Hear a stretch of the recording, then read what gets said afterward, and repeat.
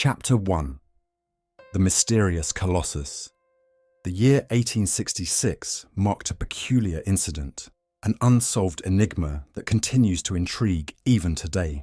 Maritime communities buzzed with speculation, captivating the public's imagination worldwide. Seasoned sailors exchanged tales, while merchants, captains, and naval officers across Europe and America grappled with the implications.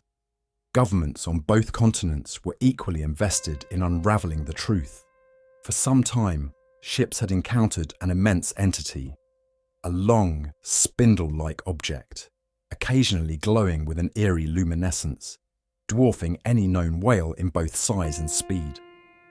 Numerous ship logs documented encounters with this phenomenon, consistently describing its shape, relentless pace, astonishing agility, and a seeming sentience.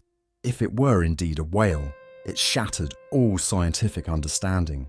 Conservative estimates placed its length at 200 feet, while more audacious claims suggested a colossal creature spanning a mile wide and 3 miles long. Regardless, this enigmatic being defied conventional ichthyology. Its existence was undeniable, fueling global fascination with this extraordinary marvel. Dismissing it as mere myth was impossible. On July 20th, 1866, the steamer Governor Higginson, operated by the Calcutta and Burnach Steam Navigation Company, encountered this anomaly 5 miles off Australia's eastern coast. Captain Baker initially mistook it for an uncharted sandbank, but as he prepared to pinpoint its location, 2 towering plumes of water erupted from the object, hissing violently as they soared 150 feet into the air. This was no ordinary sandbank. The Governor Higginson had crossed paths with an unidentified aquatic behemoth, capable of expelling immense jets of water and vapor from its blowholes.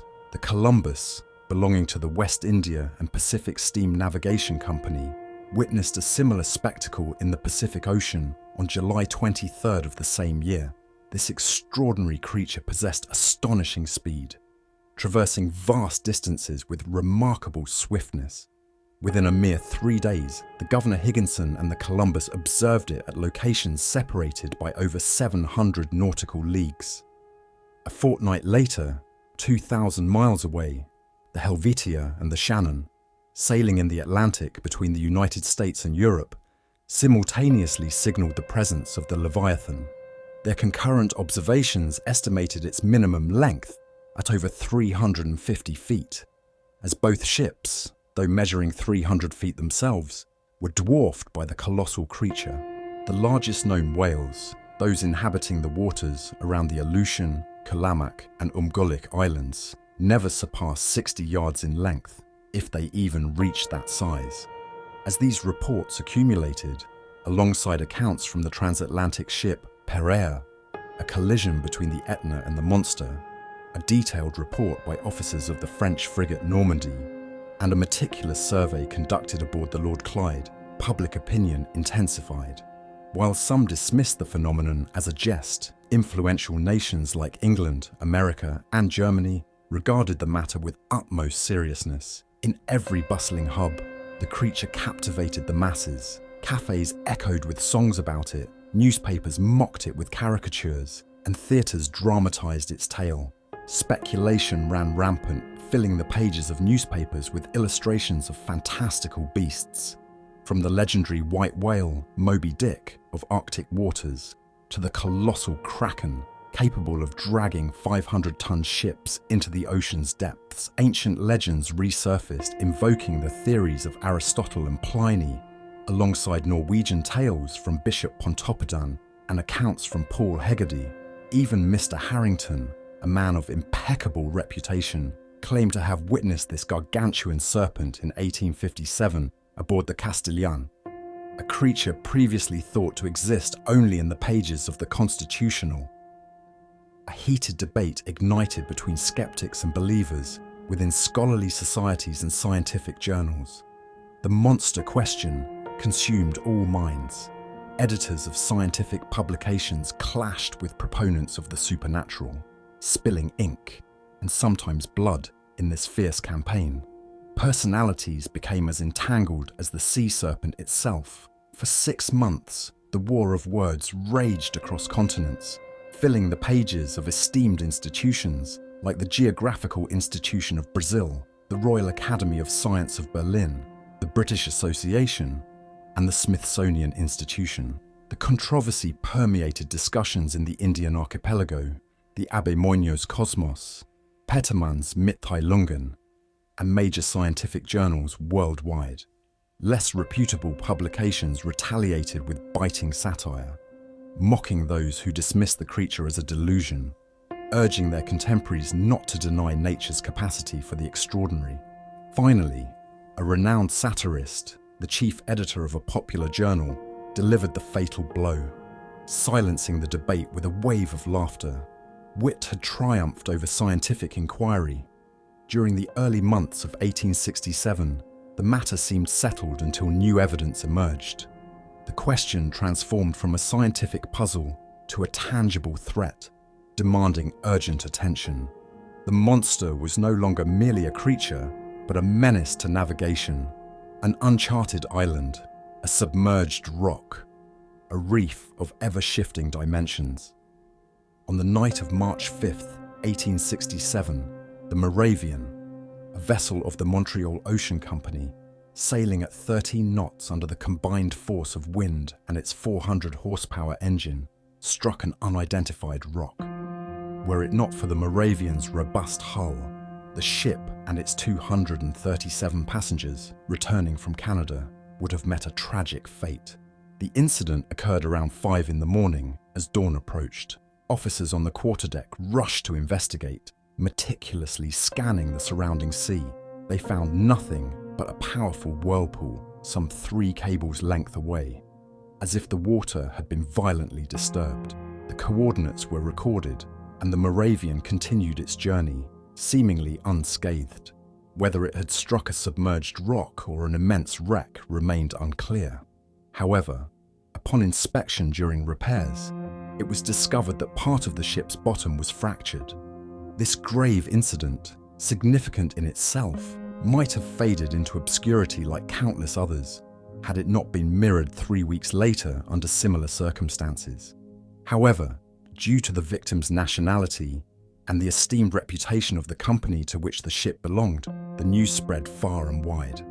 On April 13th, 1867, with calm seas and a favourable breeze, the Scotia, a Cunard Company liner, found herself at 15 degrees 12 longitude and 45 degrees 37 latitude.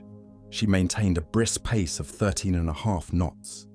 At 17 minutes past 4 in the afternoon, as passengers gathered for lunch in the Grand Saloon, a subtle jolt struck the Scotia's hull on her quarter, slightly aft of the port paddle.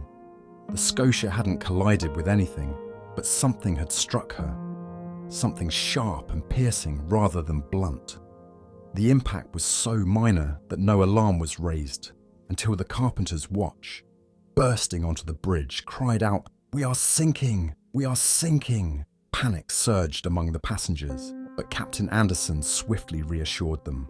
The situation was not dire. The Scotia, fortified with 7 watertight compartments, could withstand a breach. Captain Anderson promptly descended into the hold, where he discovered seawater flooding the 5th compartment. The rapid influx indicated a forceful breach. Fortunately, this compartment did not house the boilers, preventing an immediate loss of power. The captain ordered the engines halted, and a crewman descended to assess the damage. Minutes later, they found a gaping hole, 2 yards wide, in the ship's bottom. It was impossible to repair such a leak, and the Scotia, paddles half submerged, had no choice but to press on. 300 miles from Cape Clear, she limped back to Liverpool after a 3-day delay that sparked grave concern. Engineers examined the Scotia in dry dock, scarcely believing their eyes. 2.5 yards below the waterline, they found a precise, triangular gash. The iron plates were so cleanly severed that it appeared as if a punch had been used. The instrument responsible was no ordinary tool. It had pierced an iron plate, 1.38 inches thick, with astonishing force, then retracted in an inexplicable manner. This latest revelation reignited the storm of public opinion. Every unexplained maritime disaster was now attributed to the monster. The creature, real or imagined, bore the blame for countless shipwrecks. Of the 3,000 ships annually reported lost at Lloyd's, 200 vanished without a trace. The monster was held responsible, justly or not, for these disappearances. As a result, transoceanic travel grew increasingly perilous. The public demanded immediate action to rid the seas of this formidable menace. Chapter 2: The Divide. At the time these events unfolded, I just returned from a grueling scientific expedition in the desolate wilds of Nebraska. As an assistant professor at the Paris Museum of Natural History, I had been seconded to the endeavour by the French government. 6 months in the harsh Nebraskan terrain had yielded a treasure trove of specimens, and I arrived in New York at the tail end of March, eager to return home. My departure for France was set for early May, and I spent my remaining time in the city meticulously cataloguing my geological, botanical, and zoological finds. Then, the Scotia incident rocked the world. Like everyone else, I was consumed by the mystery. How could I not be? I had devoured every American and European news article on the subject, yet the truth remained elusive. The enigma gnawed at me, forcing my mind to ricochet between wildly different theories. One thing was certain: something was out there. The Scotia's wounds served as undeniable proof. The controversy had reached a fever pitch in New York. The initial notions of a floating island or a phantom sandbar, championed by those less equipped to analyse the evidence, had been swiftly abandoned. After all, unless such a landmass possessed its own propulsion system, how could it traverse the ocean with such bewildering speed? Similarly, the theory of a colossal shipwreck adrift at sea was dismissed. This left two compelling yet conflicting possibilities, creating a stark divide. On one side, proponents of a monstrous creature of immense power. On the other, supporters of a gargantuan submarine vessel. The latter hypothesis, while plausible, crumbled under closer examination. It seemed inconceivable that a private individual could possess such a machine. The logistics were staggering. Where, when, and how could such a vessel be constructed in utter secrecy? Of course, the possibility of a government possessing such a weapon of mass destruction could not be ignored. In an era marked by relentless technological advancement in warfare, it was entirely possible that a nation had secretly developed this terrifying new tool. First came the chassepot rifles, then torpedoes, then submarine rams. Perhaps this was the chilling next step in the arms race. I could only hope that this escalation would ultimately lead to a peaceful resolution rather than further chaos. The hypothesis of a weaponized vessel was swiftly dispelled by government declarations. With public safety and international commerce at stake, their statements were deemed credible. However, the notion that such a vessel could be constructed without arousing suspicion strained credulity. Maintaining such a secret would be nearly impossible for a private citizen, and utterly inconceivable for a nation under the watchful eyes of its rivals. Inquiries across England, France, Russia, Prussia, Spain, Italy, America, and even Turkey definitively ruled out the possibility of a clandestine submarine. Upon my arrival in New York, I was sought out by numerous individuals eager for my expertise on the perplexing phenomenon. My 2-volume treatise, Mysteries of the Great Submarine Grounds, had garnered considerable acclaim in scholarly circles. Establishing my reputation in this esoteric field of natural history, as long as I could reasonably deny the creature's existence, I maintained a firm skepticism. However, as evidence mounted, I was compelled to take a more definitive stance. Even I, the esteemed Pierre Aronnax, professor at the Paris Museum, was called upon by the New York Herald to offer a conclusive opinion, and so I spoke, unable to remain silent any longer. I analysed the issue from every angle, considering both its political and scientific dimensions. In a meticulously crafted article published on April 30th, I laid out my conclusions. After exhaustive examination of each hypothesis, and careful elimination of all other possibilities, it becomes necessary to acknowledge the existence of an extraordinarily powerful marine creature. The ocean's depths remain shrouded in mystery. Our instruments cannot plumb their secrets. We can only speculate about the life forms inhabiting those abyssal realms, dwelling 12 or 15 miles beneath the surface. However, the answer to the riddle before us may lie in redefining the problem. Either we have catalogued all life on Earth, or we haven't. If we haven't, if nature still holds secrets in the realm of ichthyology, then it stands to reason that there may exist fish or cetaceans of unprecedented size and form, adapted to survive in the unfathomable depths, only to be brought to the surface by some inexplicable chance. If, on the other hand, we have indeed identified all known species, then we must seek our answer among those already classified. In that case, I propose the existence of a colossal narwhal. The common narwhal, often referred to as the unicorn of the sea, can reach lengths of 60 feet. Magnify its dimensions 5 or 10-fold, endow it with proportionate strength, and arm it with a formidable weapon, and you have the creature we seek. This would account for the immense size reported by the Shannon's crew, the piercing damage inflicted upon the Scotia, and the force required to penetrate a steamship's hull. Indeed, the narwhal possesses a weapon akin to an ivory sword, or a halberd, as some naturalists describe it. The primary tusk rivals steel in hardness. Some of these tusks have been found embedded in the bodies of whales, their unfortunate victims. Others have been extracted, with great difficulty, from ships they had impaled, much like a gimlet through a barrel.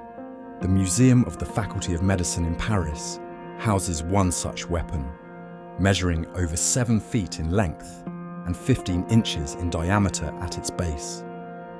Very well, assume this weapon to be 6 times stronger, the creature 10 times more powerful, and propel it at 20 miles per hour. The resulting impact could easily cause the kind of catastrophic damage we've witnessed. Until further evidence surfaces, I maintain that the culprit is a gargantuan sea unicorn, armed not with a halberd, but a veritable battering ram, rivaling the armoured frigates or rams of war in both mass and power. This explanation may shed light on this baffling phenomenon, unless, of course, we are dealing with something exceeding all known boundaries of experience, a possibility that cannot be entirely dismissed. These closing words were a cowardly hedge, a concession I made to protect my reputation as a professor and avoid becoming the laughingstock of the quick-witted Americans. I left myself an out, but in truth, I had acknowledged the monster's existence. My articles sparked heated debate and quickly gained notoriety, attracting a devoted following. My proposed solution, at the very least, fueled the imagination. The human mind craves tales of the extraordinary, and the vast uncharted ocean provides the perfect canvas for these colossal beings, creatures that dwarf even the largest terrestrial animals like elephants or rhinoceroses. Industrial and commercial publications seized upon this angle: the Shipping and Mercantile Gazette, Lloyd's List, the Packet Boat, and the Maritime and Colonial Review, all serving insurance companies that now threaten to hike their premiums, echoed the public's growing alarm. The United States took the lead, and in New York, preparations began for an expedition to hunt down the narwhal.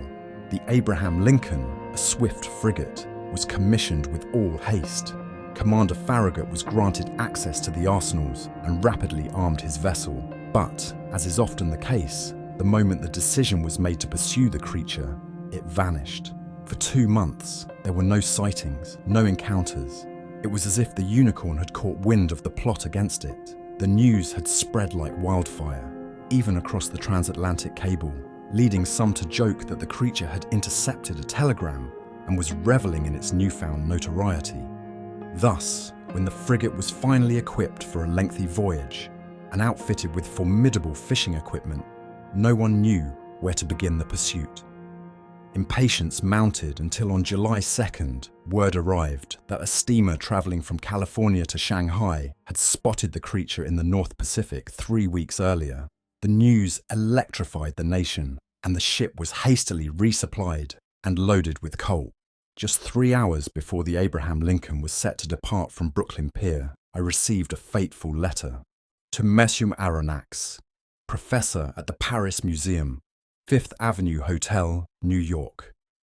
Sir, should you consent to join the Abraham Lincoln in this expedition, the United States government would be pleased to have France represented in the endeavour. Commander Farragut has reserved a cabin for your use. Very cordially yours, J.B. Hobson, Secretary of Marine. Chapter 3. My decision. 3 seconds before J.B. Hobson's letter arrived, the thought of hunting the elusive creature was as distant to me as journeying to the moon. 3 seconds after reading the Secretary of Marine's invitation, I knew with absolute certainty that my purpose in life, my destiny, was to track down this enigmatic menace and rid the world of it. I had just returned from a grueling expedition, yearning for rest and a return to normalcy. All I desired was to reunite with my friends, my cosy apartment near the Jardin des Plantes, and my cherished collection of specimens. Yet, an undeniable pull drew me toward this extraordinary challenge. Fatigue, friends, and collections faded into insignificance as I unhesitatingly accepted the American government's offer. A glimmer of hope flickered within me. After all, I reasoned, every path eventually leads back to Europe. This magnificent creature might even venture into European waters, and I could return to the Museum of Natural History with a trophy like no other, a piece of its ivory tusk. But first, I had to embark on a journey to the North Pacific, a detour that would take me to the opposite side of the globe. Conseil! I called out, a hint of impatience in my voice. Conseil, my loyal and steadfast assistant, was a Flemish native who had accompanied me on every adventure. We shared a deep bond of mutual respect. He was a man of few words, methodical by nature, and unfailingly dedicated. Life's unexpected turns rarely ruffled his composure, and he possessed a remarkable aptitude for any task at hand. Despite his name, which translates to advice, he rarely offered it, even when prompted. For 10 years, Conseil had followed me to the ends of the earth, never once complaining about the duration or hardships of our travels. He packed his bags without hesitation, regardless of the destination, be it China or the Congo. He was a robust individual, immune to illness, with unwavering morals and nerves of steel. At 30 years old, he was 15 years my junior, but Conseil had one peculiar quirk. He addressed me only in the third person, a formality that could be quite exasperating at times. Conseil, I repeated, my hands already trembling with anticipation as I began preparing for departure. I had no doubt about Conseil's loyalty. Typically, I never questioned whether he wished to accompany me on my expeditions. However, this particular endeavour promised to be lengthy and potentially perilous. We were pursuing a creature capable of sinking a frigate as effortlessly as crushing a walnut. The gravity of the situation demanded careful consideration, even for the most stoic individual. What would Conseil's response be? I swiftly established a line of credit for Babirausa's care, and with Conseil in tow, I hailed a cab. Our luggage was promptly delivered to the frigate's deck, and I hurried aboard, inquiring for Commander Farragut. A sailor led me to the stern, where I found myself face to face with a distinguished officer, who extended his hand in greeting. Monsieur Pierre Aronnax? He inquired. Indeed, I confirmed, returning his handshake. Commander Farragut, I presume. Welcome aboard, Professor, he said warmly. Your cabin awaits. With a nod, I followed my escort to the quarters assigned to me. The Abraham Lincoln had been meticulously selected and outfitted for her new mission. She was a sleek, high-speed frigate, equipped with cutting-edge engines capable of generating pressures of 7 atmospheres. This allowed her to achieve an average speed of nearly 18 1/3 knots.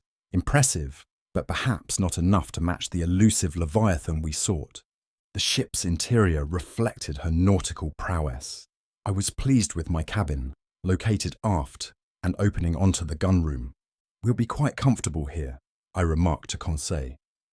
As comfortable as a hermit crab in a whelk shell, if Monsieur permits the analogy, Conseil replied with his characteristic formality.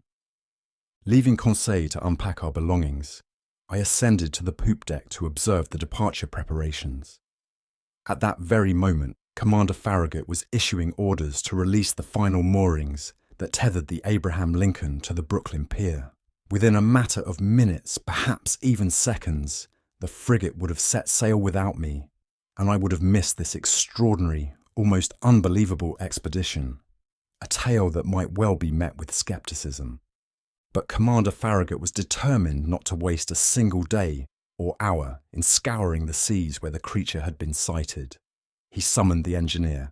"Is the steam at full pressure?" he barked. "Aye, sir," the engineer responded.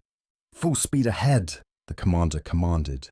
The Brooklyn Quay and the entire stretch of New York along the East River teemed with onlookers. A chorus of cheers erupted from 500,000 throats, and a sea of handkerchiefs waved above the dense crowd, bidding farewell to the Abraham Lincoln as she glided into the Hudson River. The frigate followed the New Jersey coastline along the right bank of the picturesque river, dotted with elegant villas, passing between the forts, which thundered a salute with their largest cannons. The Abraham Lincoln responded by hoisting the American flag 3 times, its 39 stars shimmering proudly from the mizzen peak. Then, adjusting its speed to navigate the narrow, buoy-marked channel of the inner bay formed by Sandy Hook Point, it cruised along the lengthy sandy shore, where thousands more spectators offered a final cheer.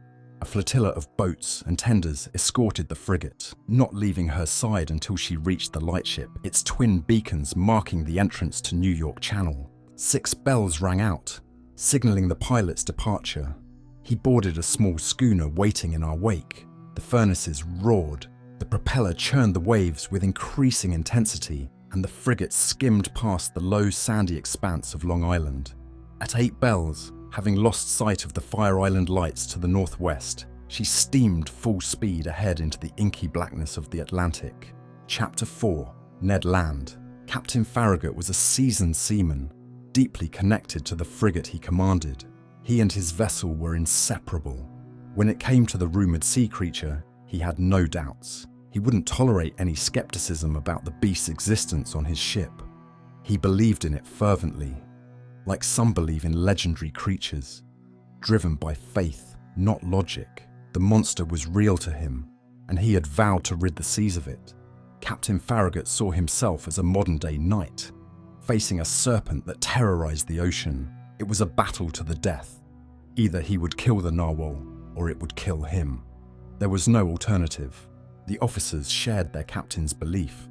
They were always talking, debating, and calculating the chances of an encounter, keeping a close watch on the vast ocean. Many sailors took up positions in the crosstrees voluntarily, positions they would have cursed under normal circumstances. From sunrise to sunset, the rigging was crowded with men, their feet scorched by the deck's heat. Yet the Abraham Lincoln had not yet reached the suspected waters of the Pacific. The crew was eager for a showdown with the unicorn-like beast. They wanted to harpoon it, haul it on board, and kill it. Their eyes scanned the sea with intense focus. Captain Farragut had also offered a reward of $2,000 to whoever first spotted the monster, whether it was a cabin boy, a common sailor, or an officer. Imagine the vigilance aboard the Abraham Lincoln. I was as keen as anyone, not shirking my share of the daily observations. The frigate could have been called the Argus, with its many watchful eyes. Only one among us, Conseil, seemed indifferent, his calm demeanour out of place amidst the ship's excitement. Captain Farragut had outfitted his ship with the best equipment for capturing the giant cetacean. No whaler had ever been better armed. We had every known weapon, from hand-thrown harpoons to barbed arrows and explosive projectiles. On the forecastle lay a state-of-the-art breech-loading gun, showcased at the 1867 exhibition. This powerful American weapon could easily launch a 9-pound conical projectile over 10 miles. The Abraham Lincoln lacked nothing in destructive capability, but more importantly, it had Ned Land, the prince of harpooners. Ned Land was a Canadian with extraordinary skill and speed. unmatched in his dangerous trade. He possessed exceptional dexterity, calm under pressure, audacity, and cleverness. It would take an exceptionally cunning whale or an extraordinarily shrewd cachalot to escape Ned Land's harpoon. Ned Land was about 40 years old. He was a towering figure, standing over 6 feet tall with a strong build. He was serious and reserved, occasionally showing a violent temper and passionate reactions when contradicted. His presence was commanding, but it was his bold gaze that truly made him stand out, giving his face a unique intensity. Being Canadian, Ned naturally identified as French. Despite his reserved nature, he seemed to take a liking to me, likely drawn by our shared nationality. This gave him a chance to speak, and me a chance to listen to the old language of Rabelais, still spoken in parts of Canada. Ned's family hailed from Quebec and had been a lineage of hardy fishermen since the town was French. Gradually, Ned Land grew fond of chatting, and I relished his tales of polar adventures. His stories of fishing and battles were told with a natural poetic flair, turning each account into an epic saga. Listening to him was like hearing a Canadian Homer recounting the Iliad of the North. I am depicting this rugged companion as I truly knew him. We became old friends, bound by a deep and unshakable friendship forged through shared dangers. Ah, brave Ned. I wish for 100 more years to cherish your memory. Now, what was Ned Land's view on the marine monster? I must admit, he did not believe in the unicorn and was the only one on board not convinced of its existence. He even avoided the topic, which I decided to press one day. On a magnificent evening, July 30th, 3 weeks after our departure, the frigate was near Cape Blanc, 30 miles off the Patagonian coast.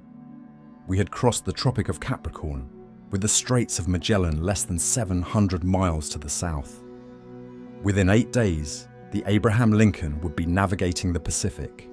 Sitting on the poop deck, Ned Land and I chatted about various topics as we gazed at the mysterious sea, whose great depths had remained unseen by human eyes. Naturally, I steered the conversation toward the giant unicorn, discussing the possible outcomes of our expedition. Seeing Ned's reticence, I pressed him further. "Well, Ned," I said, "is it possible you still don't believe in the cetacean we're pursuing? Do you have any particular reason for your skepticism?" The harpooner stared at me for a moment, then struck his broad forehead with his hand, a habit of his, before finally answering, "Maybe I do, Mr. Aronnax. But Ned, you're a professional whaler, familiar with all the great marine mammals. You, of all people, should be the last to doubt."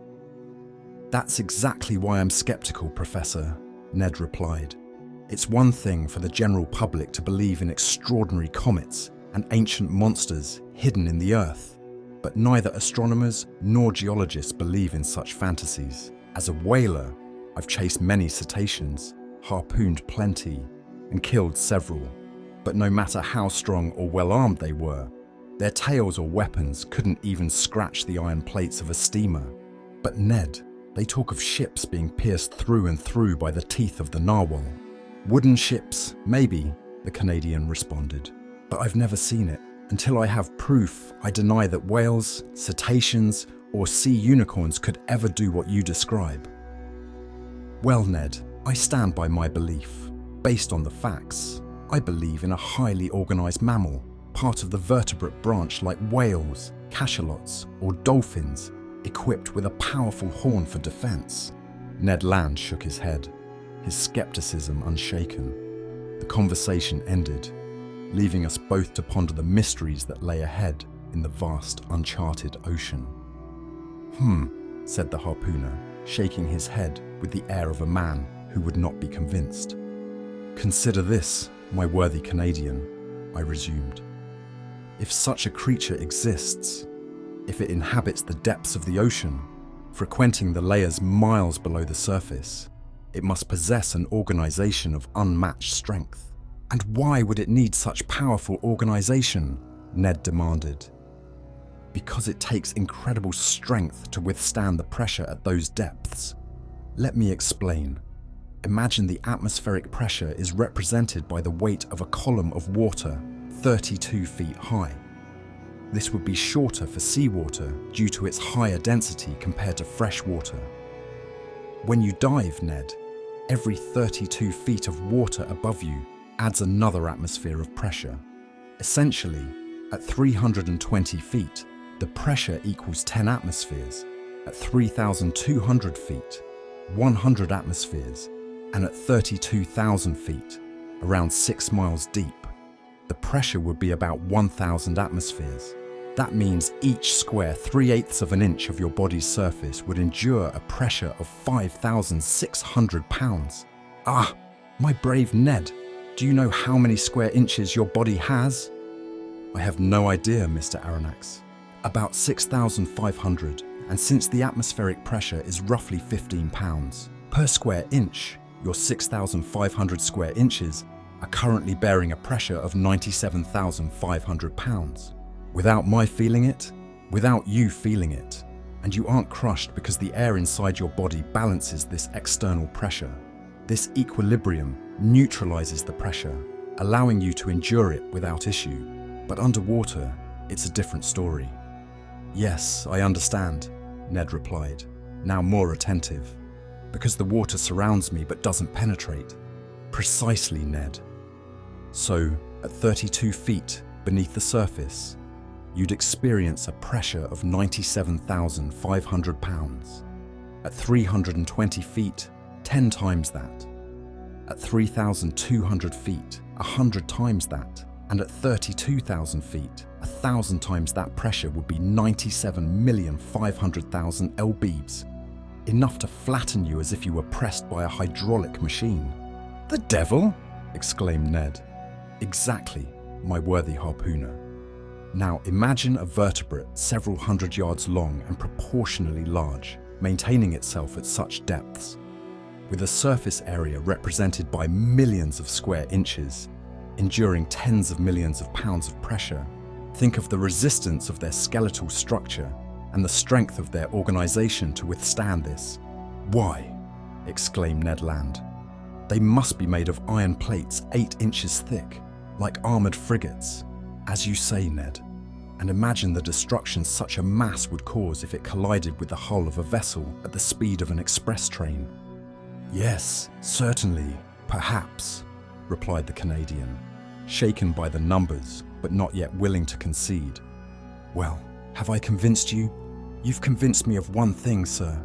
If such animals exist at the bottom of the seas, they must be as strong as you say.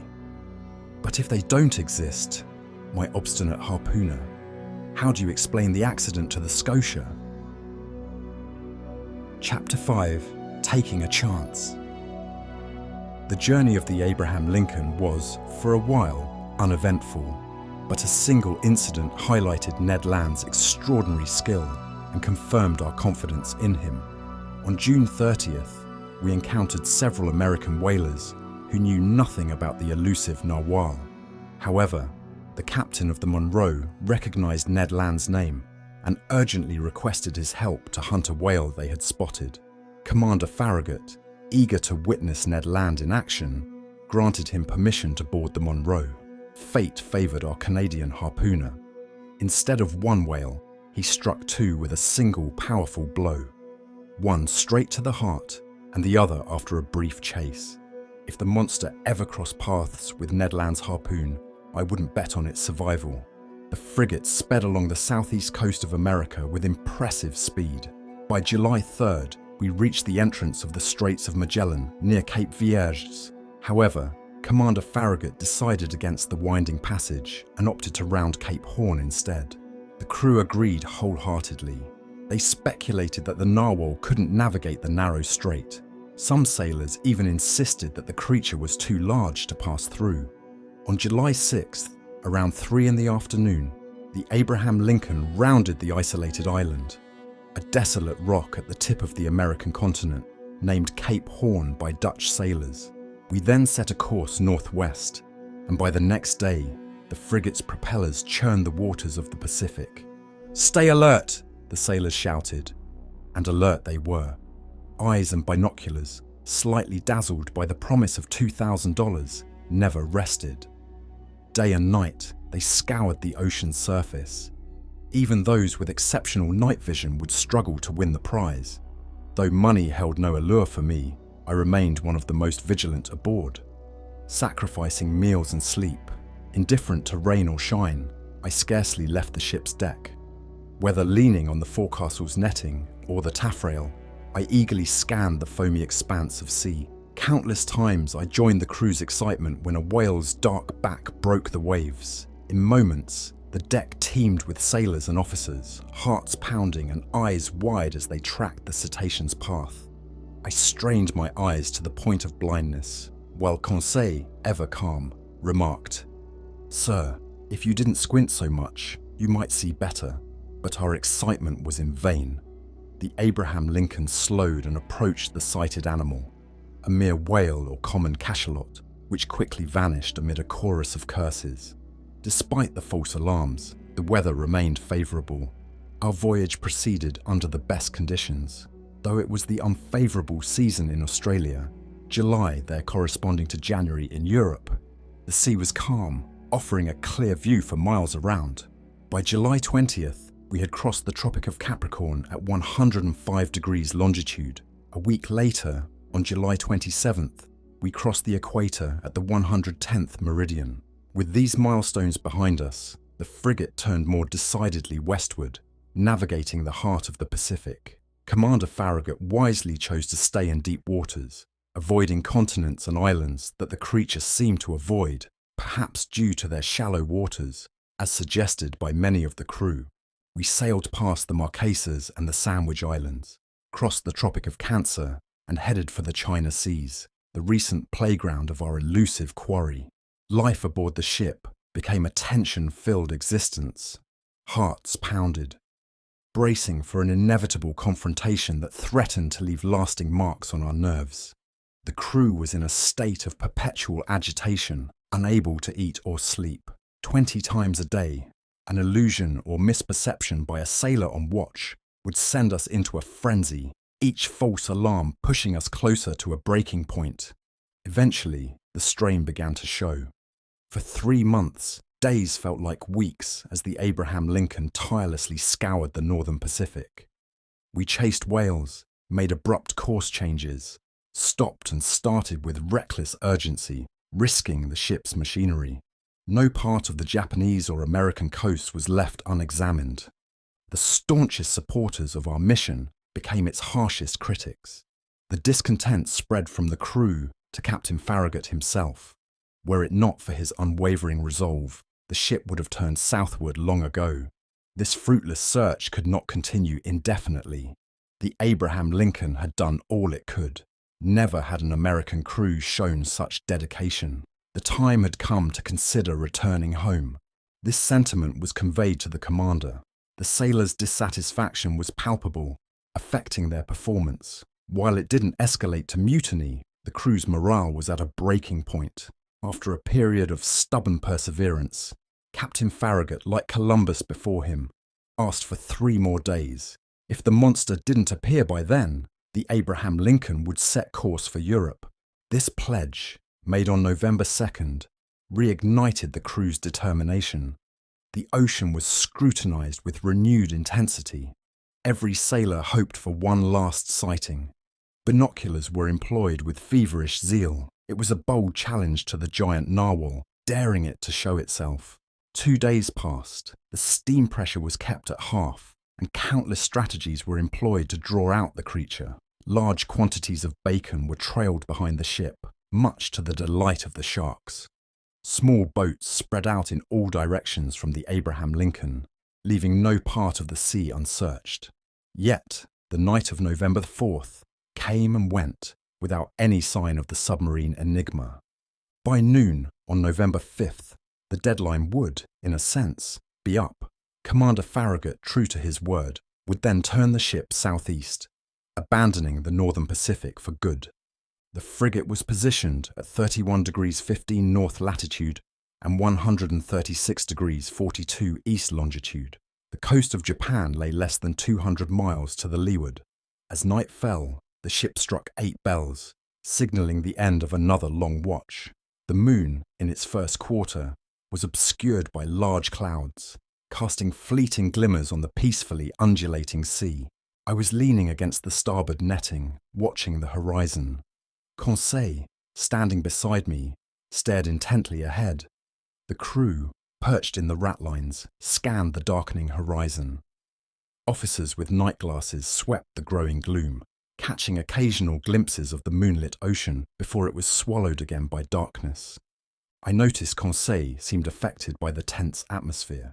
For perhaps the first time, I sensed a spark of curiosity in his usually composed demeanour. "Well, Conseil," I said, "this is our last shot at pocketing those $2,000. "If I may say, sir," replied Conseil, "I never expected to win that prize. Even if the government had offered $100,000, it would not have made any difference." "You're right, Conseil. This whole expedition has been a fool's errand. So much time wasted, so many needless anxieties. We should have returned to France 6 months ago." "In your cosy room, sir," Conseil added, "with your museum collections, and I would have already organised all your fossils. The Babirusa would be settled in its cage at the Jardin des Plantes, attracting the curious crowds of Paris." "Precisely, Conseil. We'll likely be mocked for our efforts." "Undoubtedly," replied Conseil calmly. "People will laugh at you, sir, and if I may be frank, go on, my good friend." "Well, sir, you will get what you deserve." "Oh, indeed.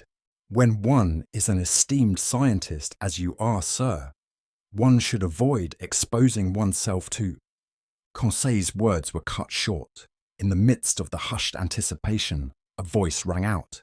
It was Ned Land, shouting, "Look out there! The very thing we've been searching for! Off the weather beam!" Chapter 6. At full steam. At the harpooner's cry, the entire ship's crew sprang into action. Commander, officers, masters, sailors, cabin boys. Even the engineers abandoned their engines, and the stokers left their furnaces. The command to halt had been given, and the frigate now drifted on its own momentum. The darkness was intense, and despite the Canadian's sharp eyes, I wondered how he had seen anything. My heart pounded fiercely, but Ned Land was not mistaken. We all saw the object he pointed to. At 2 cables' length from the Abraham Lincoln, on the starboard quarter, the sea glowed. This was no ordinary phosphorescence. The creature emerged a few fathoms above the water, emitting a brilliant, unexplainable light reported by several captains. This dazzling radiance had to be caused by some immensely powerful agent. The luminous area on the sea formed a vast, elongated oval, radiating intense heat that gradually faded. "It's just a cluster of phosphorescent particles," an officer exclaimed. "No, sir, certainly not," I replied. "No phosphorescent organisms ever produce such a powerful light. This is electrical in nature. Besides, look, it's moving. Forward, backward, it's darting toward us." A collective gasp rose from the frigate. "Silence," commanded the captain. "Turn the helm, reverse the engines." The steam was cut off, and the Abraham Lincoln veered to port in a semicircle.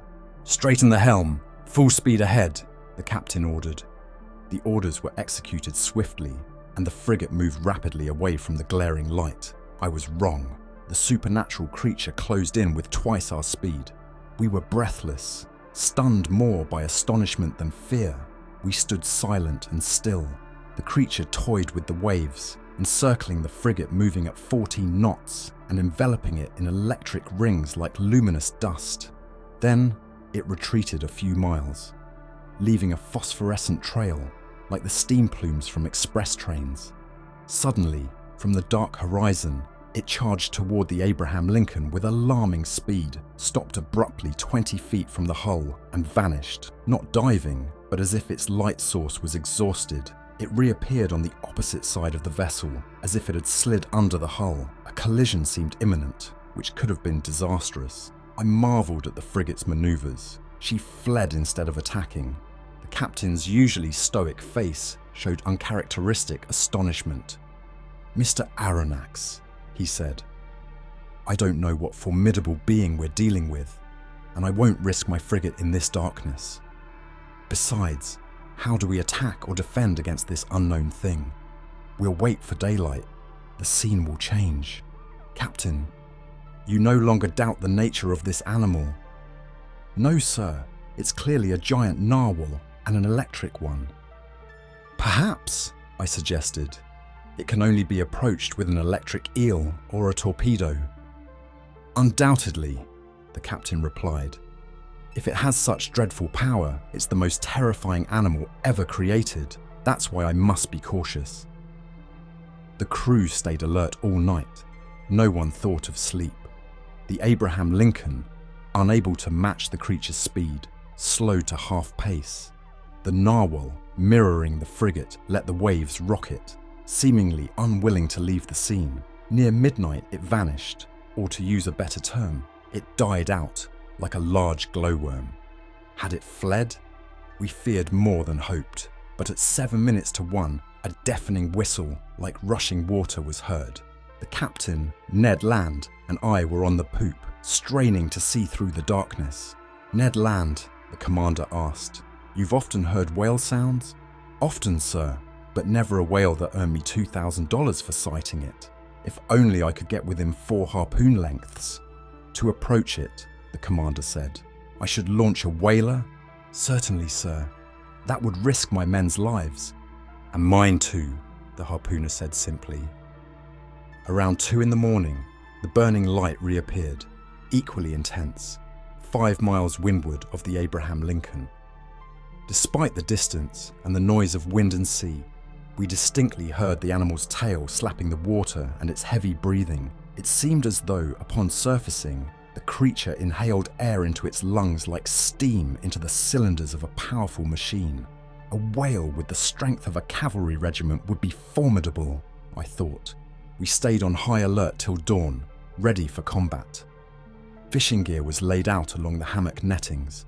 The second lieutenant loaded blunderbusses, capable of firing harpoons a mile, and long guns with explosive bullets, deadly to the fiercest animals. Ned Land sharpened his harpoon, a fearsome weapon in his hands. At 6 o'clock, dawn broke, and with the first light, the narwhal's electric glow disappeared. By 7, daylight advanced, but thick sea fog obscured our view, and the best spyglasses were useless. Disappointment and anger spread. I climbed the mizzenmast. Some officers were already perched on the mastheads. By 8, the fog lay heavy on the waves, but began to lift. The horizon widened and cleared. Suddenly, Ned Land's voice was heard. "There it is on the port quarter," the harpooner cried. Every eye turned. 1.5 miles from the frigate, a long, blackish body rose above the waves. Its violently agitated tail created a significant eddy. Never had a tail beat the sea with such force. A dazzling white track marked the animal's passage, tracing a long curve. The frigate approached the cetacean. I examined it closely. The reports of the Shannon and the Helvetia had exaggerated its size. I estimated its length at 250 feet. Its dimensions seemed perfectly proportioned. While I watched, 2 jets of steam and water shot from its vents, rising 120 feet. This confirmed its mammalian nature. The crew waited for the chief's orders. After observing the animal, he called the engineer. The engineer hurried over. "Is the steam ready?" the commander asked. "Yes, sir," the engineer replied. "Good. Stoke the fires and put on full steam." Cheers greeted this command. The time for action had come. Moments later, the frigate's funnels belched black smoke, and the bridge trembled from the boiler's power. The Abraham Lincoln, driven by her powerful screw, headed straight for the creature. It allowed us to get within half a cable's length, then turned and stopped a short distance away. This chase lasted nearly 3/4 of an hour, without the frigate gaining any ground. "Well, Mr. Land," the captain asked, "should I launch the boats?" "No, sir," Ned Land replied. "We won't catch that beast easily." "What should we do then?" "Increase steam if possible, sir. I'll position myself under the bowsprit, and if we get close enough, I'll harpoon it." "Go, Ned," the captain said. "Engineer, increase pressure." Ned Land took his position. The fires were stoked, the screw revolved at 43 times per minute, and steam poured from the valves. We measured our speed, 18.5 miles per hour, but the creature matched our speed effortlessly. For an hour, the frigate kept this pace, without gaining a single yard. It was humiliating for one of the American Navy's fastest ships. Frustration gripped the crew. They cursed the creature, which ignored them. The captain, usually calm, twisted his beard in frustration. The engineer was summoned again. "Are we at full steam?" "Yes, sir," replied the engineer. The Abraham Lincoln increased speed. The mast trembled and smoke poured from the funnels. They measured speed again. 19 miles and 3/10, sir," reported the helmsman. "More steam." The engineer complied. The manometer showed 10 degrees. But the creature seemed to accelerate, maintaining 19.3 miles per hour. The pursuit was intense. Ned Land kept his position, harpoon ready. Several times the creature let us gain on it. "We'll catch it," the Canadian cried. But just as he prepared to strike, the creature sped away at an estimated 30 miles per hour, taunting the frigate by circling it. Frustration boiled over. By noon, we were no further than at 8 in the morning. The captain decided on more direct measures. "That animal is faster than the Abraham Lincoln. Let's see if it can dodge conical bullets. Prepare the forecastle gun." The gun was loaded and aimed, but the shot missed, passing above the creature, half a mile away. "Another, more to the right," ordered the commander. "And $5 to anyone who hits that beast." An old, grey-bearded gunner, with a steady eye and grave face, took aim. The loud report was followed by the crew's cheers. The bullet struck the animal, but not fatally, and slid off its rounded surface into the sea. The chase resumed, and the captain, leaning towards me, said, "I will pursue that beast until my frigate bursts apart." "Yes," I replied, "and you're right to do so." I hoped the creature would tire, unlike a steam engine, but it showed no sign of fatigue. Hours passed with no change. Despite the odds, the Abraham Lincoln persevered. I estimate she covered 300 miles on that fateful day, November 6th. But as night fell, I thought our pursuit had ended. I was wrong. At 10 minutes to 11, the electric light reappeared 3 miles windward, as bright as the night before. The narwhal seemed motionless, perhaps tired, floating with the waves. The captain seized the opportunity. He gave orders for half steam, approaching cautiously to avoid waking the beast. It's not rare to find sleeping whales in the ocean, and Ned Land had harpooned many in their sleep. The Canadian took his position under the bowsprit. The frigate crept silently, stopping 2 cables' lengths from the animal, following its path. A deep silence fell over the bridge. We were less than 100 feet from the radiant creature, its light blinding. At that moment, leaning on the forecastle bulwark, I saw Ned Land gripping the martingale with one hand, brandishing his harpoon with the other, just 20 feet from the motionless creature. Suddenly, his arm shot forward. The harpoon struck with a resounding impact. The electric light extinguished abruptly, and 2 enormous waterspouts crashed over the bridge, sweeping men off their feet and breaking spars. A violent shock followed, and before I could react, I was thrown overboard, plunging into the sea. Chapter 7. The Unknown Whale. The unexpected plunge stunned me, leaving my mind foggy and disoriented. I was yanked down to a depth of about 20 feet. Despite the shock, my swimming skills kicked in. I wasn't a Byron or an Edgar Poe, but I could hold my own. 2 powerful strokes later, I broke the surface, gasping for air. My first thought was the frigate. Had the crew seen me fall? Had the Abraham Lincoln turned around? Was there a chance they'd send a boat for me? The darkness was oppressive. I barely made out a shadowy shape fading eastward, its lights dimming. The frigate. My hopes sunk. I was lost. "Help! Help!" I shouted, swimming towards the disappearing Abraham Lincoln. My clothes clung to me, heavy and suffocating, dragging me down. "Help!" I cried again, water flooding my mouth as I struggled to stay afloat. Suddenly, a strong hand seized my clothes and pulled me up. A voice close to my ear spoke. "Lean on my shoulder, master. You'll swim better." It was Conseil, my faithful servant. "You?" I gasped. "Yes, master. Ready for your orders." "Were you thrown overboard too?" "No, but I jumped in after you." "Of course he did. Typical Conseil." "And the frigate?" "Broken rudder and screw," he replied, effortlessly floating on his back. "Damaged by the monster's teeth. They can't steer." "We're doomed." "Perhaps," he said calmly. "But we have hours yet. We can do much in a few hours." His unwavering composure steadied me. I swam harder, though my waterlogged clothes felt like lead. Conseil noticed. "Allow me, master," he said, slipping a knife under my clothes and cutting them away. The weight gone, I felt lighter and swam more freely. I did the same for him, and we kept close. Our situation was dire. If the crew hadn't seen us fall, or if they had, they couldn't steer back. We decided our best chance was to conserve energy and hope for rescue.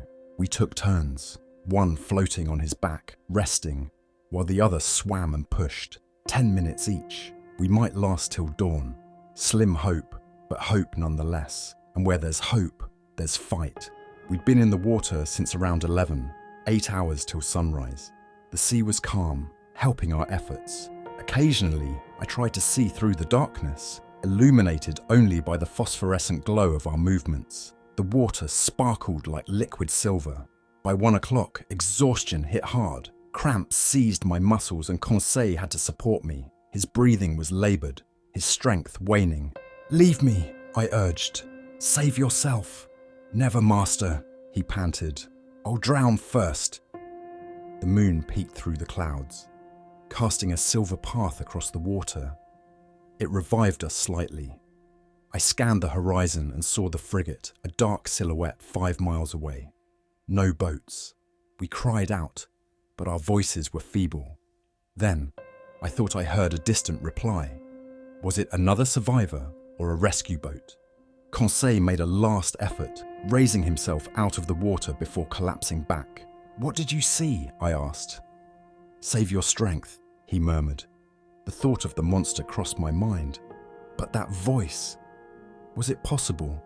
A boat approached, guided by our cries. Conseil clung to me, and we swam desperately toward the sound. My strength ebbed, my limbs stiffened, salt water filled my mouth. I was sinking.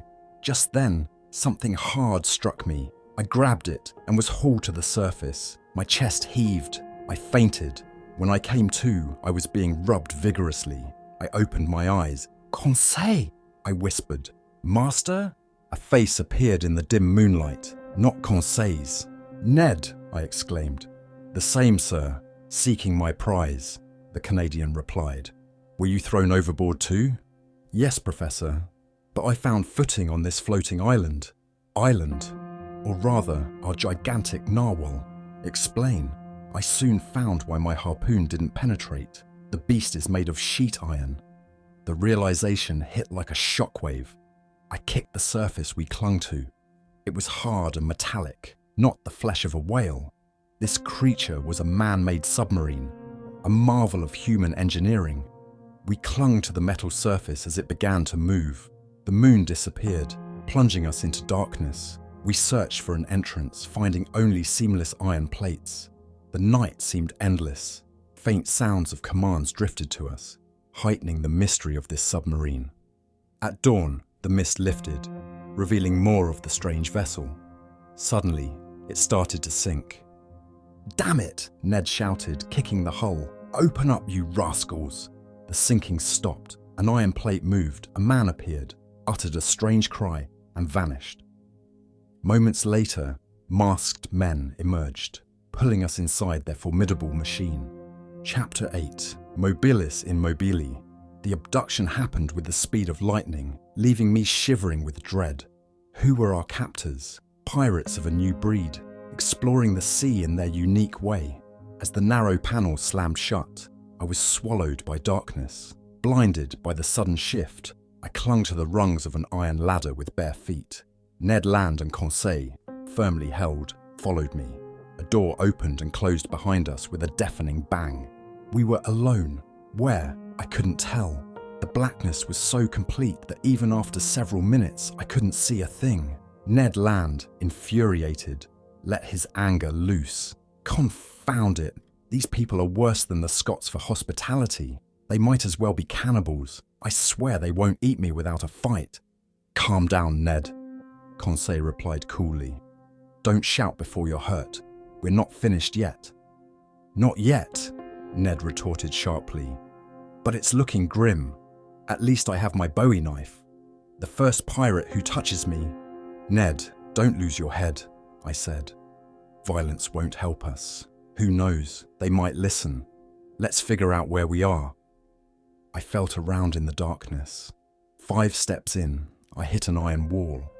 Turning back, I bumped into a wooden table surrounded by stools. The floor was covered in a thick mat that muffled our steps. The bare walls had no trace of windows or doors. Conseil circled the room and met me in the center of the cabin, about 20 feet by 10. Even Ned Land couldn't gauge its height. Half an hour passes with no change, when suddenly the pitch-black cabin was flooded with intense light. The brightness was so overwhelming that I had to shut my eyes. When I opened them, I saw the light came from a half globe in the ceiling, radiating a powerful electric glow. Finally, we can see, Ned Land exclaimed, holding his knife defensively. Yes, I replied, but we still don't know where we are. Patience, said Conseil calmly. The bright light allowed me to inspect the cabin. It contained only a table and 5 stools. The door was invisible, likely hermetically sealed. No sounds came from outside. We had no clue if the boat was floating or diving into the ocean's depths. We heard the sound of bolts and the door opened. 2 men entered. One was short, muscular, broad-shouldered, with a strong head and a thick moustache. His quick, penetrating gaze suggested he was from southern France. The second man deserved a closer look. His face revealed confidence. His head held high and his black eyes coldly assured. Calmness. His pale skin indicated cool blood, energy. His rapid brow movements showed intense focus and courage.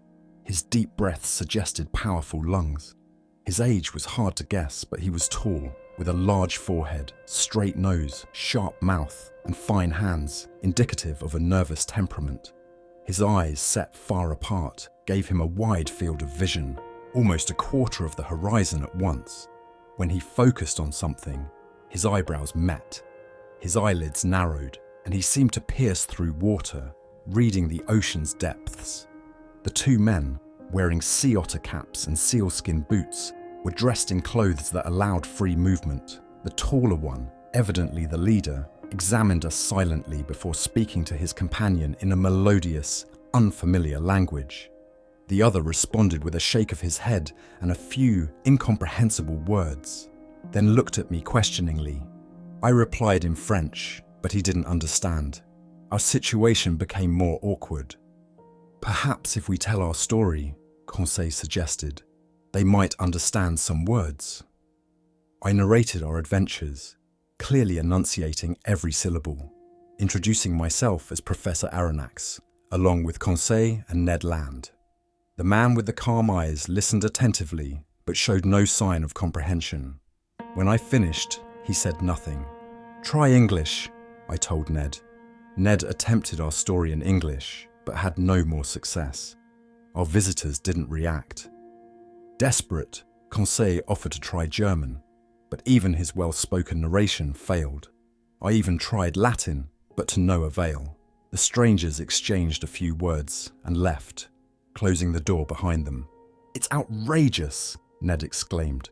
We speak in French, English, German, and Latin, and they don't even respond. Calm down, Ned, I advised. Anger won't help. Do you see, Professor? Ned fumed. We're going to starve in this iron cage. We must not despair, I said. We've been in worse situations. Let's not rush to judgment about our captors. My mind's made up, Ned said. They're scoundrels. From where? The land of rogues. That place isn't on any map, Ned. But I agree, their nationality is hard to pinpoint. They're not English, French, or German. They have southern blood, but whether they're Spanish, Turkish, Arabian, or Indian, I can't tell. Their language is a mystery. There's the downside of not knowing all languages, Conseil noted, or not having a universal one. As he spoke, the door opened again. A steward entered, bringing us clothes and setting a table for 3. We quickly dressed. The steward, possibly mute, silently laid out dishes and plates. "This looks promising," Conseil said. Ned grumbled. "What do you think they serve? Turtle liver, shark fillets, and sea dog steaks?" "We'll see," Conseil replied.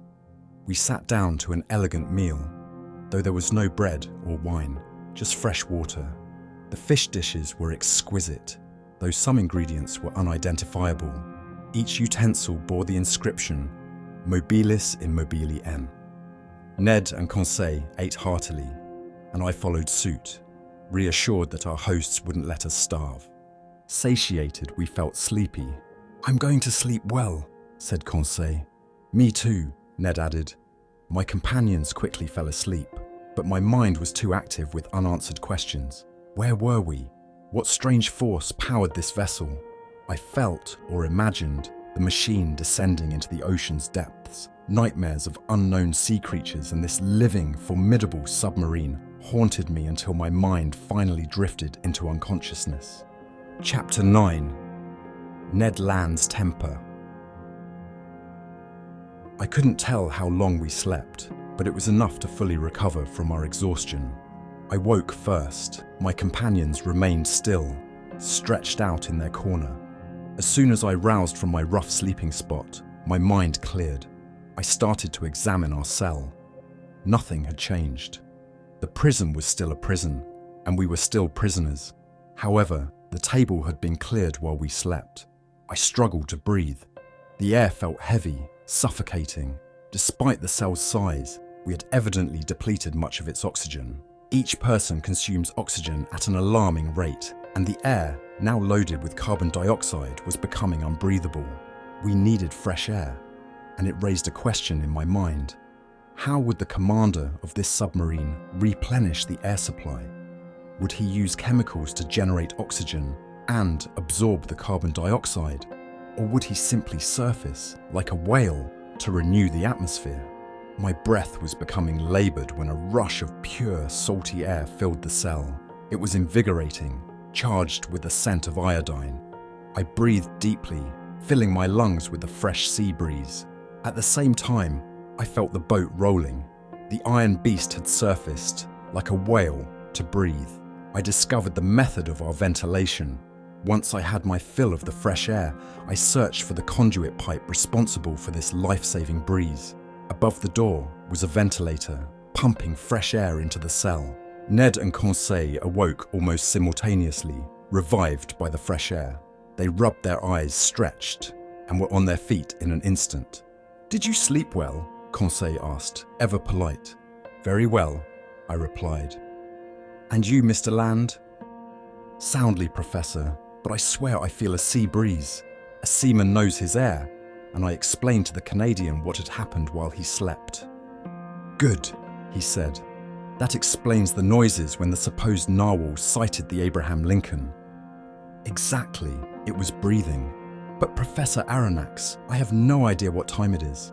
Is it dinner time?" "Dinner time? More like breakfast time. We've started a new day." "So, we've slept for 24 hours? Conseil mused. "I believe so." "I won't argue," Ned said. "But whether it's dinner or breakfast, the steward will be welcome. Mr. Land, we must follow the rules here. I suspect our stomachs are ahead of the meal schedule." "That's just like you, Conseil," Ned grumbled. "Always calm, never angry. You'd thank someone before you complain, even if you were starving." Time dragged on, and our hunger grew unbearable. The steward was conspicuously absent. It was too long to wait if they had good intentions. Ned Land, tormented by hunger, grew increasingly furious. Despite his promise, I feared an outburst when he met one of the crew. For 2 more hours, Ned's temper flared. He shouted, but the walls remained silent. The boat was eerily still, submerged in the depths, isolated from the world. The silence was terrifying. I felt a chill of fear. Conseil remained calm while Ned roared. Then footsteps echoed outside. The locks turned, the door opened, and the steward appeared. Before I could react, Ned had the steward pinned, his hands choking the life out of him. Conseil tried to free the steward from Ned's grip, and I was about to help when a voice spoke in French. "Be quiet, Master Land. And you, Professor, listen to me." Chapter 10. The Man of the Seas. The vessel's commander spoke, his voice cutting through the tense air. At his words, Ned Land sprang to his feet. The steward, nearly choked, staggered out at a signal from his master. But such was the commander's authority that no one dared show the resentment this man must have felt toward the Canadian. Conseil, though unwillingly intrigued, and I, stunned, waited in silence for what would come next. The commander, arms folded and leaning against a table, scrutinized us intently. Was he hesitating to speak? Did he regret his words in French? It seemed possible. After a moment of silence, which none of us dared to break, he spoke in a calm, piercing voice. "Gentlemen, I speak French, English, German, and Latin fluently." I could have responded during our first encounter, but I needed to observe and deliberate. Your stories, consistent in key details, confirmed your identities. I now know that fate has brought me Monsieur Pierre Aronnax, Professor of Natural History at the Museum of Paris, on a scientific mission, Conseil, his servant, and Ned Land, a Canadian harpooner aboard the frigate Asterisk, Abraham Lincoln Asterisk, of the United States Navy. I nodded. It was not a question, hence no answer was required. The commander spoke with effortless precision, his words clear and fluent, yet he did not seem like a fellow countryman. He continued, "You might have thought, sir, that I delayed this visit unnecessarily. The reason is, once your identity was confirmed, I needed to decide how to handle your presence. It was a difficult choice. Unfortunate circumstances have brought you to a man who has severed all ties with humanity. You have disrupted my existence." "Unintentionally?" I interjected. "Unintentionally?" the commander echoed, his voice rising slightly. "Was it unintentionally that the Asterisk Abraham Lincoln Asterisk chased me across the seas? Was it unintentionally that you boarded that frigate? Was it unintentionally that your cannonball struck my vessel? Was it unintentionally that Mr. Ned Land attacked me with his harpoon?" There was a barely concealed anger in his words, but I had a reasonable reply, and I gave it. "Sir," I said, "you are likely unaware of the discussions about you in America and Europe. You don't know that numerous accidents involving collisions with your submarine machine have stirred public sentiment on both continents. I won't detail the many hypotheses aimed at explaining the phenomenon you alone understand.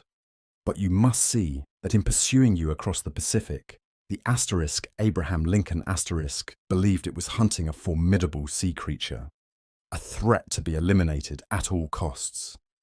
A faint smile played on the commander's lips before he responded more calmly. "Monsieur Aronnax, can you assure me that your frigate would not have pursued and attacked a submarine as readily as a sea monster?" This question stumped me. Captain Farragut might not have hesitated to destroy such a contrivance as he would a colossal narwhal. "You understand then, sir," the commander continued, "that I have the right to treat you as enemies. I chose to remain silent. Debating would be futile when force could nullify the best arguments." "I hesitated," the commander said. "Nothing compelled me to offer you hospitality. If I wished, I could abandon you on the deck of this ship, submerge, and forget you ever existed. Wouldn't that be within my rights?" "That might be the right of a savage," I retorted, "but not of a civilized man." "Professor," the commander quickly replied, "I'm not what you call a civilized man. I have renounced society for reasons only I can judge. I do not obey its laws, and do not wish to hear of them again. His words were clear. Anger and disdain flashed in his eyes, revealing a glimpse of a dark past. This man had not only severed ties with human laws, but had also made himself truly independent. Who would dare pursue him to the ocean's depths when he defied all surface attempts? What ship could withstand the assault of his submarine? No one could hold him accountable for his actions. Only God, if he believed, or his conscience, if he had one, were his judges. These thoughts raced through my mind as the commander fell silent, lost in thought. I watched him with a mix of fear and fascination, much like Oedipus must have viewed the Sphinx. After a long silence, the commander resumed. I hesitated, but I thought my interests could align with the pity every human deserves. You will remain on my vessel since fate has brought you here. You will be free, and in exchange, I require only one condition. Your word of honor to comply will suffice. Speak, sir, I replied. I assume this condition is one a man of honor can accept. Yes, sir. It's this. Unforeseen events may require me to confine you to your cabins for some hours or days. I do not wish to use force, so I expect your passive obedience. I take full responsibility, absolving you entirely, making it impossible for you to see what must remain unseen. Do you accept this condition? Strange events had happened aboard, and stranger ones awaited. We accept, I said, but I request permission to ask one question. Speak, sir. You said we would be free on board. Completely. Then what do you mean by this freedom? Freedom to move about, to observe, to see everything here, except in rare circumstances, the freedom my companions and I enjoy. It was clear we did not understand each other. Pardon me, sir, I resumed, but this freedom is like that of a prisoner pacing his cell. It cannot suffice. It must suffice. What? We must renounce ever seeing our country, friends and families again? Yes, sir. But to renounce the burdensome yoke men call liberty might not be as painful as you think. Well, Ned Land exclaimed, I'll never give my word not to try to escape. I did not ask for your word of honor, Master Land, the commander replied coldly. Sir, I replied, my anger rising despite my efforts to remain calm. You abuse your position. This is cruelty. No, sir, it is mercy. You are my prisoners of war. I keep you alive when I could, with a single command, send you to the depths of the ocean. You attacked me. You sought to uncover a secret that no one must know, the secret of my existence. Do you think I will send you back to the world that must never see me again? Never. Keeping you here is not about you. It is about protecting myself. The commander's words made it clear that his decision was final, and no argument would sway him. So, sir, I said, you leave us no choice but between life and death? Exactly. My friends, I said, when presented with such a stark choice, there's nothing more to say. We owe no loyalty to the master of this vessel. None, sir, replied the enigmatic captain. Then, in a softer tone, he continued, Now, allow me to finish. I know you, Professor Aronnax. You and your companions may find your time with me less burdensome than you imagine. Among my favourite books, you'll find your own work on the depths of the sea. I have read it many times. You have pushed terrestrial science to its limits, but you do not know all. You have not seen all. Professor, you will not regret your time aboard my vessel. You are about to witness wonders beyond your wildest dreams. The captain's words struck a chord in me. I couldn't deny it. My curiosity was piqued, and I momentarily forgot the loss of my freedom. I decided to leave the future to sort out this serious dilemma. So I simply asked, how should I address you? Sir, the commander replied, you may call me Captain Nemo, and you and your companions are passengers on the Nautilus. Captain Nemo called, and a steward appeared. The captain gave orders in a language I didn't understand. Then, turning to the Canadian and Conseil, he said, A meal awaits you in your cabin. Please follow this man. And now, Professor Aronnax, our breakfast is ready. Allow me to lead the way. "I am at your service, Captain." I followed Captain Nemo through a corridor illuminated by electricity, resembling a ship's waist. After about a dozen yards, another door opened. I entered a dining room, decorated in a severe style. High oak sideboards inlaid with ebony stood at the ends of the room, their shelves filled with priceless china, porcelain, and glass. The tableware sparkled under the light from the ceiling, which was softened by exquisite paintings. In the centre of the room, a table was lavishly set. Captain Nemo indicated my place. The breakfast consisted entirely of dishes from the sea, prepared in ways I couldn't identify. Though unfamiliar, they were delicious, with a unique flavour that quickly grew on me. I suspected they were rich in phosphorus and derived from marine sources. Captain Nemo watched me, reading my thoughts and answering my unspoken questions. "Most of these dishes are new to you," he said, "but you can eat them without fear. They are wholesome and nutritious. I have long since abandoned earthly food and have never been healthier. My crew, who are also in excellent health, eat the same diet." "So," I said, "everything we eat comes from the sea?" "Yes, Professor. The sea provides for all my needs. I sometimes cast nets, bringing them back heavy with fish. Sometimes I hunt in the ocean's depths, securing game from my submarine forests. My flocks graze fearlessly in the vast ocean prairies. I have a great underwater property that I cultivate, and it is always sown by the hand of the Creator. I can see your nets bring in excellent fish, and I understand you hunt aquatic game. But how do you manage to have meat on your menu? What you think is meat is actually turtle fillet. Here are dolphin livers, which you might mistake for pork ragu. My cook is skilled in preparing various ocean products. Try this Holothuria preserve, unrivaled in the world. This cream, made from cetacean milk and sweetened with North Sea fucus. And this anemone preserve, as delicious as any fruit." I tasted these dishes, driven by curiosity rather than expertise, while Captain Nemo captivated me with his extraordinary tales. "You love the sea, Captain?" "Yes, I love it. The sea is everything. It covers 7/10 of the globe. Its air is pure and healthy. It is an immense desert where one is never alone, as life stirs all around. The sea embodies a supernatural and wonderful existence. It is love and emotion, the living infinite. Nature reveals herself in the sea's three kingdoms: mineral, vegetable, and animal. The sea is nature's vast reservoir. The earth began with the sea and may end with it. It is supremely tranquil. Despots cannot claim it. On its surface, men may fight and enforce laws, but 30 feet below, their influence ends. Live in the waters. There you find true freedom." Captain Nemo fell silent, carried away by his own fervour. He paced the room, then calmed down, regaining his usual cold demeanour. Turning to me, he said, "Now, Professor, if you wish to explore the Nautilus, I am at your service." Captain Nemo stood, and I followed him.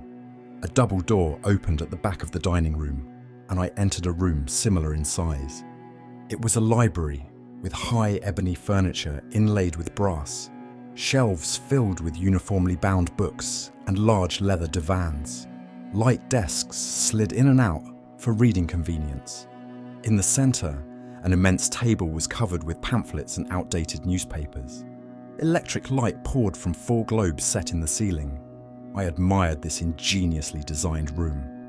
"Captain Nemo," I said, "this library would honour any continental palace, and I'm amazed that it can accompany you to the ocean's depths." "Where else could one find greater solitude or silence, Professor?" replied Captain Nemo. "Did your study at the museum offer such peace?" "No, sir. I must admit my study pales in comparison. You must have 6,000 or 7,000 volumes here." 12,000, Professor. These are my only ties to the Earth. But I severed ties with the world when the Nautilus first submerged. That day, I bought my last books and papers. Since then, I assume that men no longer think or write. These books are at your disposal. I thanked Captain Nemo and approached the shelves. There were works on science, morals, and literature in every language, but not one on political economy, clearly excluded. The books were arranged irregularly, suggesting that the captain read them randomly. "Sir," I said, "I appreciate you placing this library at my disposal. It is a treasure trove of knowledge." "This room is not just a library," said Captain Nemo. "It is also a smoking room." "A smoking room!" I exclaimed. "Then one may smoke on board?" "Certainly." "Then, sir, you must have kept a connection with Havana." "Not at all," replied the captain. "Accept this cigar, Professor. It is not from Havana, but you will enjoy it." I took the offered cigar, its golden leaves recalling London cigars. I lit it and took the first puff with the delight of a smoker deprived for days. "It is excellent, but not tobacco." "No," said the captain. "This is a type of seaweed, rich in nicotine, supplied by the sea." At that moment, Captain Nemo opened a door opposite the library entrance, and I entered an immense, brilliantly lit drawing room. It was a vast room, 30 feet long, 18 wide, and 15 high. A luminous ceiling decorated with arabesques illuminated the treasures within. It was a museum, filled with natural and artistic wonders, arranged like a painter's studio. 30 first-rate paintings, framed and separated by bright drapery, adorned the walls along with exquisite tapestries. I recognized many masterpieces, including a Madonna by Raphael, a Virgin by Leonardo da Vinci, and more. Statues of marble and bronze stood on pedestals. I was astonished, as the captain had predicted. "Professor," said this remarkable man, "forgive my unceremonious reception and the disorder of this room." "Sir," I replied, "without knowing who you are, I recognize an artist, an amateur, nothing more. I once loved collecting these beautiful works and have gathered valuable pieces. These are my last ties to the world. To me, modern artists are already ancient. Masters have no age." "And these musicians?" I asked, pointing to works by Weber, Rossini, Mozart, Beethoven, and others on a grand piano organ. "These musicians," Captain Nemo replied, "are contemporaries of Orpheus. In the memory of the dead, chronological differences vanish. I am as dead as your friends buried 6 feet under." Captain Nemo fell silent, lost in thought. I watched him, analyzing the strange expression on his face. Leaning on a costly mosaic table, he seemed to forget my presence. I didn't disturb his reverie, continuing to observe the room's curiosities. Under elegant glass cases, fastened by copper rivets, were the sea's most precious specimens, arranged and labelled. My delight as a professor can be imagined. The zoophyte section contained remarkable specimens, including tubipores, gorgones, and sponges. The echinoderm section had sea stars, holothurians, and more. The collection was extensive and valuable. A conchiliologist would be overwhelmed by the mollusk section, with rare and fragile shells. There were royal hammerfish, imperial spondyles, exotic bacardias, and more. The collection was inestimable. Separate compartments displayed exquisite pearls in various colours, reflecting the electric light. Some pearls were larger than pigeon eggs and worth millions.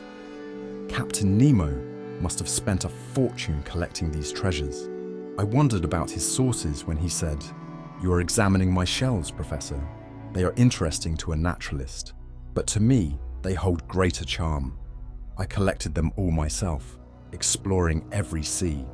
I understand the joy of collecting one's treasures. No museum in Europe has such a collection, but I am also curious about the vessel that carries it. The Nautilus, its power, and its workings fascinate me. I see instruments whose use I don't know. You will find these instruments in my room, where I will explain their use. But first, let me show you your cabin." Captain Nemo led me to the bow, where I found an elegant room with a bed, dressing table, and furniture. I thanked my host. "Your room adjoins mine," he said, opening a door. "And mine opens into the drawing room we just left." I entered the captain's room, which had a severe, almost monastic appearance. A small iron bedstead, a table, and a few toiletries were lit by a skylight. No comforts, only strict necessities. Captain Nemo pointed to a seat. "Please sit," he said. I sat, and he began. Chapter 11. Powered by electricity. "Captain," I said, examining the instruments hanging on the walls of his room. "These must be the tools you use to navigate the Nautilus." Captain Nemo nodded, gesturing towards the devices. "Yes, indeed. I keep these instruments in constant view to monitor our position and direction in the ocean. Some of these you might recognize. The thermometer measures the internal temperature. The barometer gauges air pressure and predicts weather changes. The hygrometer indicates humidity. The storm glass forewarns of tempests. The compass guides our course. The sextant measures latitude by the sun's altitude. Chronometers calculate longitude. And the telescopes, both day and night, scan the horizon when the Nautilus surfaces." "These are all familiar nautical instruments," I replied. "But what about the others?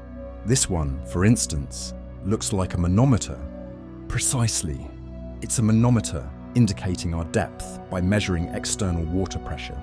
And these other devices? Allow me to explain, Professor. There's a powerful, obedient, and versatile force that rules my vessel. It illuminates, heats, and drives every mechanism aboard.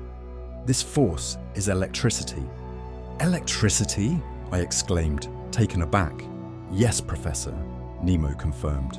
"But not just any electricity. My electricity defies conventional limitations. You see, seawater contains 96.5% water and about 2.65% sodium chloride, along with traces of other elements. I extract sodium from seawater to generate electricity, which in turn powers the Nautilus, providing heat, light, motion, essentially life itself. But what about the air you breathe?" "I could produce breathable air, but it's unnecessary. I surface whenever needed. Electricity powers the pumps stored in our reservoirs, enabling prolonged stays underwater. It provides consistent light, unlike the sun. Look at this clock. It's electric and surpasses the precision of any chronometer. I've divided it into 24 hours, for in my world, there's neither night nor day, only the artificial light we carry to the ocean's depths. Right now, it's 10 in the morning." "Remarkable," I admitted. "And this speed dial here, what does it show? It monitors our speed. An electric signal connects it to the screw, indicating our true velocity. Currently, we're traveling at a steady 15 miles per hour." "Incredible. You've harnessed electricity to replace wind, water, and steam." Captain Nemo rose. "We're not finished, Professor. Follow me, and I'll show you more." I already knew the layout of the Nautilus from the dining room to my quarters.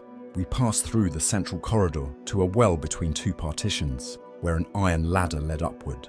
I asked about its purpose. "It leads to our small boat," Nemo explained.